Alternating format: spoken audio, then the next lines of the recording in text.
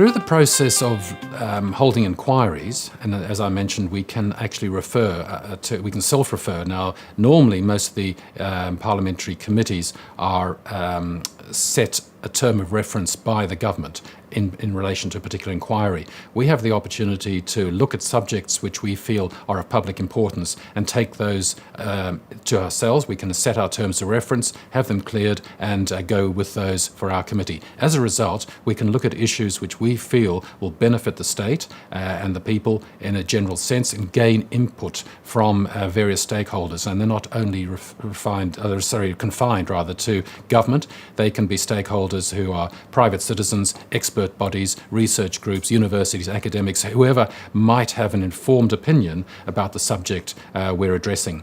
As a result of that, we can make recommendations following our inquiries to government and affect the outcome.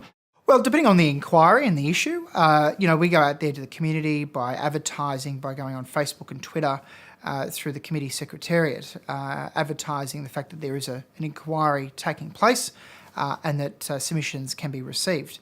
Well, the day that one would look at in the life of a committee member is a day of a public hearing. This is a very important aspect. You've prepared yourself, you've got the subject matter, you've prepared the questions, you know yourself which particular area you'll be asking these questions, and then real witnesses come forward. They could be police assistant commissioners, they could be important director generals of a government department, and you don't know what their answer is going to be and whether a subsequent question that you may have prepared beautifully will actually avail itself. So you have to pay attention to go with the flow and realise that you are uncovering good evidence and not to skip over it because you simply have question 3 ready to go.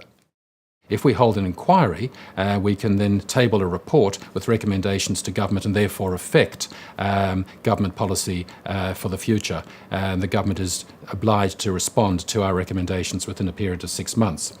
In that way, the public can be involved through the public submissions that they can make and attending the inquiries either as witnesses or indeed as observers. It's a wonderful forum to engage the community in the process of Parliament in a much more relaxed atmosphere. It was an opportunity for me to speak to key stakeholder groups in my own electorate, let it be schools, let it be the local employment agencies, let it be local community groups, to gain from them some of the feedback that we could present to a committee. And it's really important, I think, to gauge that sort of level of feedback and views and comments from your own local community groups that you can present to the inquiry.